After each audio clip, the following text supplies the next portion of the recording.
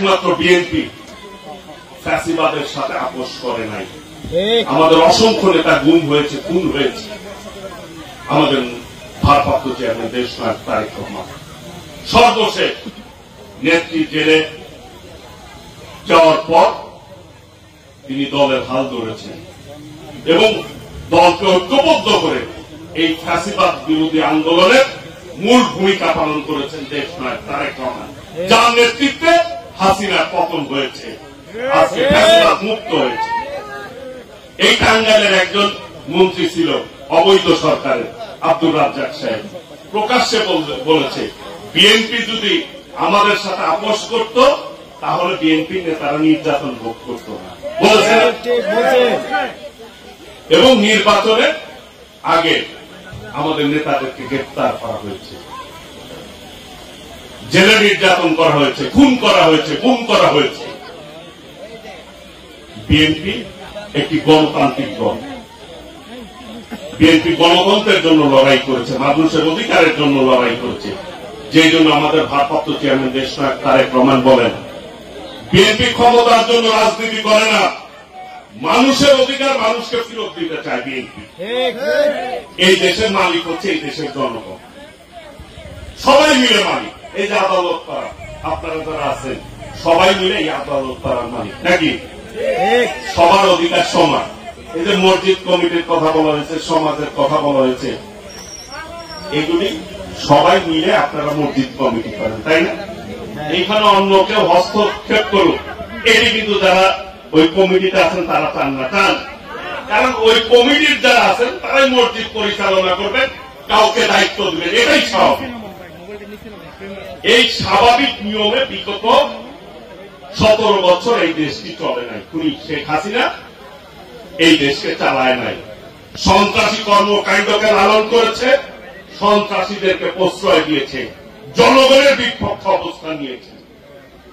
জনগণের বিপক্ষে এই জন্যই অবস্থান নিয়েছেন কারণ জনগণের ভোটের প্রয়োজন হয় নাই, তাদের দিনের ভোট রাতেই দিয়েছে।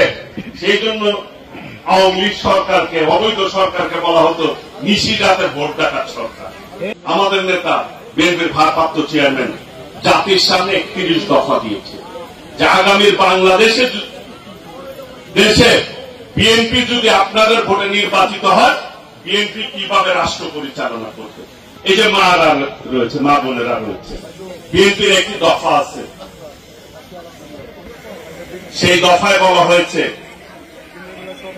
যে প্রত্যেক পরিবার আল্লাহ রহমতে বিএনপি যদি ক্ষমতায় আসে আপনাদের ভোটে নির্বাচিত হয় প্রত্যেকটি পরিবার গরিব ধনী সবাই একটি করে ফ্যামিলি কার্ড পাবে।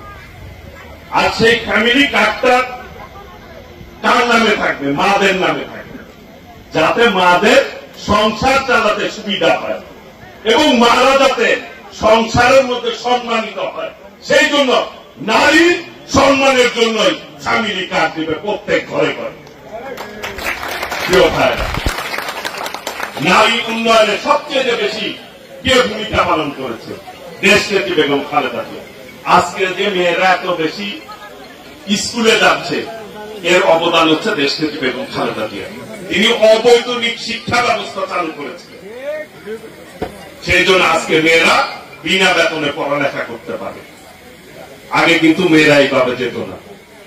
বিএনপি একমাত্র দল, আমরা বুকে হাত দিয়ে বলতে পারি, বিএনপি যতগুলি পদক্ষেপ নিয়েছে জনগণের স্বার্থ চিন্তা করে পদক্ষেপ নিয়েছে।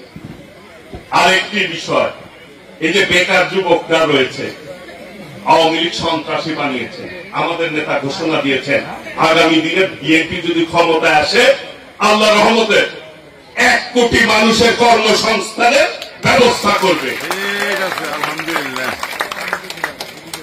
স্বাস্থ্য ব্যবস্থা বাংলাদেশের সর্বনিম্ন পর্যায়ে, সেই স্বাস্থ্য ব্যবস্থা যাতে সুন্দর হয় সেই জন্য হেলথ কার্ড সিস্টেম করবে দেশনায়ক তারেক রহমান আগামী দিনে ইনশাআল্লাহ, যাতে করে প্রত্যেক ঘরে ঘরে মানুষ স্বাস্থ্য সেবা পায়।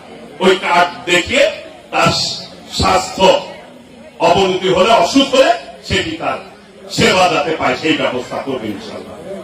এবং ফার্মার্স কার্ড, কৃষকদের জন্য আগামী দিনে ফার্মার্স কার্ড করার পরিকল্পনাও দেশ নায়ক তারেক রহমান নিয়েছে। বিএনপি যখন যা বলে তাই কিন্তু করে। শহীদ রাষ্ট্রপতি জিয়াউর রহমানও করেছে, দেশনেত্রী বেগম খালেদা জিয়াও করেছে, এবং বিএনপির ভারপ্রাপ্ত চেয়ারম্যান আগামী দিনে ইনশাল্লাহ বাংলাদেশের মানুষ মনে করে আগামী প্রধানমন্ত্রী হচ্ছে দেশ নায়ক তারেক রহমান। তিনিও কিন্তু জনগণকে 31 দফায় যে ওয়াদা করেছে প্রত্যেকটি ওয়াদা ইনশাল্লাহ তিনি রাখবেন।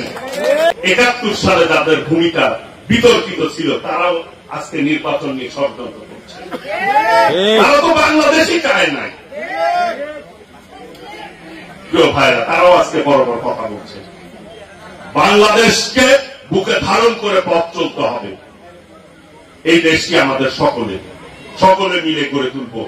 আমাদের ভারপ্রাপ্ত চেয়ারম্যান একটি কথা বলেছে, নির্বাচনে জিতুক আর হারুক সকলে মিলে জাতীয় সরকার গঠন করব। আমরা সকলকে সরকারে অন্তর্ভুক্ত করবে বিএনপি।